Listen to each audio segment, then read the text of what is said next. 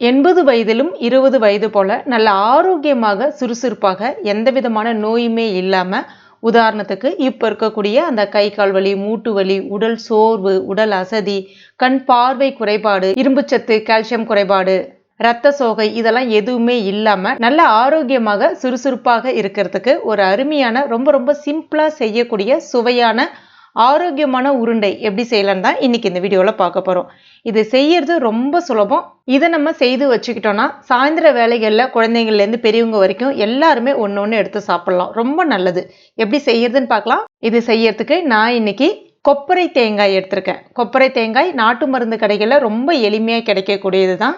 இதுல அதிகப்படியான ஊட்டச்சத்துக்கள் இருக்கு. இப்ப இதுல இருந்து கொஞ்சமா இந்த மாதிரி சின்ன சின்ன துண்டுகளா கட் பண்ணிட்டு எடுத்துக்கலாம். மிச்சம் இருக்கிறத நீங்க ஃப்ரீசர்ல ஸ்டோர் பண்ணிக்கலாம். இப்ப இதுல இருந்து ஒரு கடாயில எண்ணெய்லாம் எதுவும் சேர்க்காம 2 டேபிள் ஸ்பூன் அளவுக்கு சேர்த்துக்கலாம்.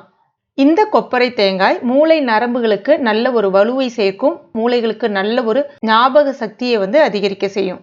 உடம்புல இருக்கக்கூடிய கெட்ட கொழுப்பை கரைத்து நல்ல கொழுப்பை சேர வைக்கும். இரத்த நாளங்கள்ல இருக்கக்கூடிய அடைப்பை சரி செய்யும். இதயத்துக்கு ரொம்பவே நல்லது.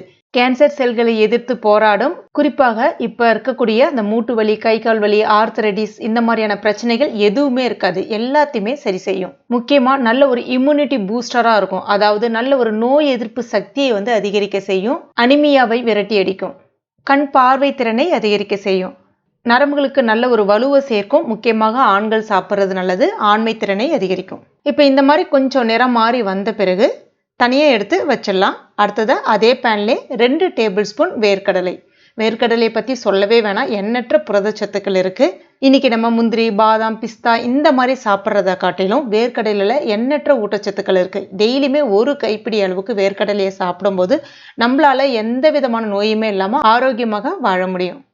இப்ப இந்த மாதிரி நிறம் மாறி வந்த பிறகு இதையும் நம்ம தனியா எடுத்து வச்சிடலாம்.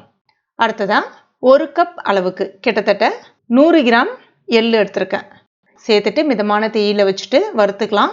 அந்த எள்ளு சட்டுன்னு வறுபட்டு வந்துடும். கூடவே ஒரு 4-5 ஏலக்காய் நல்ல ஒரு நறுமணத்துக்காக மட்டும் இல்ல, உடலுக்கு நல்ல ஒரு சுறுசுறுப்பையும் இது கொடுக்கும். சேர்த்துட்டு நல்லா வறுத்துக்கலாம். கொஞ்ச நேரத்திலே நல்ல நிறம் மாறி வர ஆரம்பிக்கும். சட்டுன்னு வெடிப்பட்டு வர ஆரம்பிக்கும். ஸ்டவ்வை கம்ப்ளீட்டா சிம்ல வச்சுக்கோங்க. இதில் அதிகப்படியான கால்சியம் சத்துக்கள் இருக்கு. இன்னைக்கு கால்சியம் குறைபாடுகளால அவஸ்தைப்படுறவங்க இதை சாப்பிட்றது ரொம்பவே நல்லது. இடுப்பு வலி, கழுத்து வலி, எலும்பு தேய்மானம், மூட்டு வலி இந்த மாதிரியான பிரச்சனைகள் இருக்கவே இருக்காது. முடி உதிர்வு பிரச்சனை இருக்காது. இப்போ இதெல்லாம் நல்லா இது மாதிரி வறுபட்டு வந்த பிறகு ஆற வச்சிடலாம். ஆறுனதுக்கு அப்புறமா ஈரம் இல்லாத ஒரு மிக்சி ஜார்ல முதல்ல இந்த தேங்காவை சேர்த்துட்டு இந்த மாதிரி அரைச்சி எடுத்துக்கலாம். அதுக்கு அடுத்ததான் அந்த எள்ளு சேர்த்துக்கலாம். இப்போ இதுலேருந்து ஒரு 2 டேபிள் ஸ்பூன் மட்டும் எள்ளை தனியாக நம்ம எடுத்து வச்சிடலாம். நான் ஏன்னு சொல்கிறேன். சேர்த்துட்டு இந்த மாதிரி ரொம்ப நைஸாக அரைக்க விடாதீங்க. லைட்டாக ஒரு சின்ன கொரகொரப்பு தன்மையோடு அரைச்சிக்கங்க. எள்ளு நல்லா வறுபட்டுருக்கணும். பச்சை எல்லாம் சாப்பிடக்கூடாது. இப்போ இந்த பவுடர்லேருந்து கொஞ்சம் தனியாக ஒரு பவுலில் வச்சுட்டு கொஞ்சம் பவுடர் அந்த மிக்சியிலே இருக்கட்டும். இப்போ இதில் 1/2 கப் வெல்லம், பாகு வெல்லம் சேர்க்குறேன். சேர்த்துட்டு ஒரு பல்ஸ் மட்டும் விட்டு எடுத்தீங்கன்னா இந்த மாதிரி உங்களுக்கு எல்லாம் ஒன்னோட ஒன்று நல்லா கூடி வரும். இப்போ இதையும் அது கூட சேர்த்துக்கலாம். அடுத்ததாக வேர்க்கடலையே தோல் உரிச்சிட்டு ஒரு மிக்சி ஜாரில் சேர்த்துட்டு இந்த மாதிரி கொரகொரப்பாக ரொம்ப நைஸாக இல்லாமல் தனியாக கொரகொரப்பாக அரைச்சி வச்சுக்கோங்க. இப்போ அதை சேர்த்துடலாம். அடுத்ததாக நம்ம வச்சுருக்க எள்ளு, ஒரு சின்ன துளி உப்பு, 1 டீஸ்பூன் நெய். நெய் ஆப்ஷனல் தான்.